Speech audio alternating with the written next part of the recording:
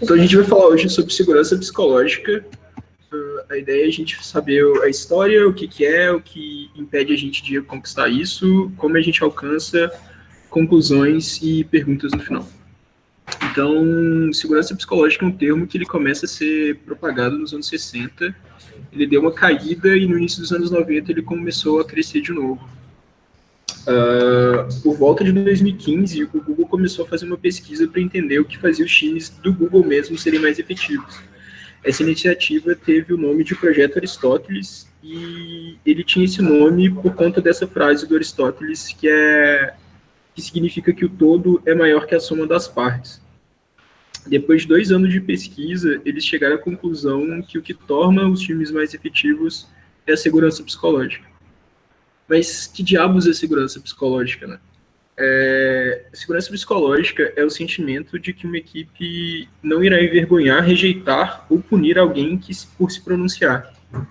Vocês já tiveram em alguma reunião e ficou com alguma dúvida a respeito do que estava sendo dito, se olhou para o lado, o pessoal também não parecia fazer nenhum questionamento, se a pessoa acha que eu deveria saber do que estão falando. Eu vou dar um jeito depois de entender o que é isso. E essa situação, ela é uma falha, ela representa a falta de segurança psicológica. E nesse momento, quando a gente tem esse tipo de comportamento, a gente está roubando do time e da gente um momento de aprendizado. E quando a gente não tem esses momentos de aprendizado, a gente não inova, a gente não consegue ir além. E por que que isso é tão difícil? Porque a gente tem medo. E de onde isso vem, o meu palpite é que vem da escola e de algumas experiências ruins de trabalho. Normalmente na escola, a gente, quando a professora perguntava alguma coisa, quem não levantava a mão estava em maus lençóis, assim. Você nunca não podia saber, né? E na escola a gente sempre tem que provar que a gente aprendeu o que está sendo dito, né? Por isso a gente faz uma prova no final de cada ciclo, enfim. E que medos são esses, né? A gente tem medo de ser ignorante, incompetente e negativo. Em que sentido? Se a gente fizer alguma pergunta ou procurar por informação, alguém vai pensar que a gente é ignorante. Se eu admitir algum erro ou pedir ajuda, talvez alguém possa pensar que eu sou incompetente. E se eu der feedback para outras pessoas, elas vão pensar que eu sou muito negativa ou que eu sou uma pessoa difícil de trabalhar.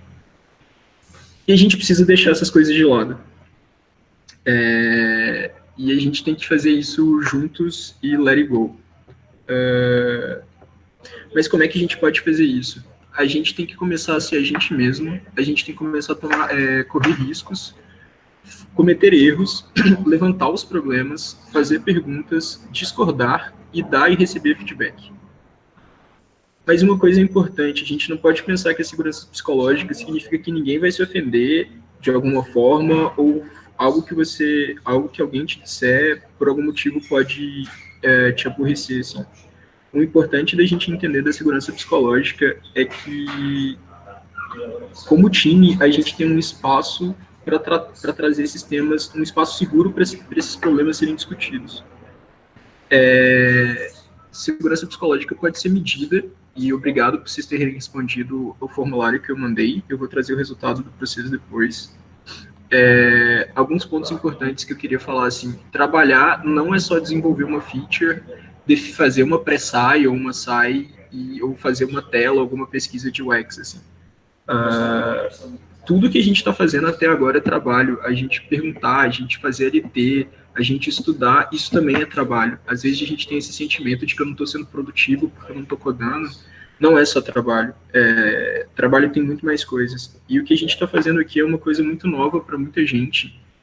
E a gente não sabe o que a gente vai enfrentar pela frente. Então é muito importante que a gente tenha disponível todas as ideias e que todo mundo tenha voz dentro do time para a gente construir e chegar num caminho que a gente precisa de vocês todos para fazer isso. É isso. Perguntas? Lembrando que as perguntas agora valem para as 3 apresentações, tá, pessoal? A gente tem uns 20 minutos aí para conversar.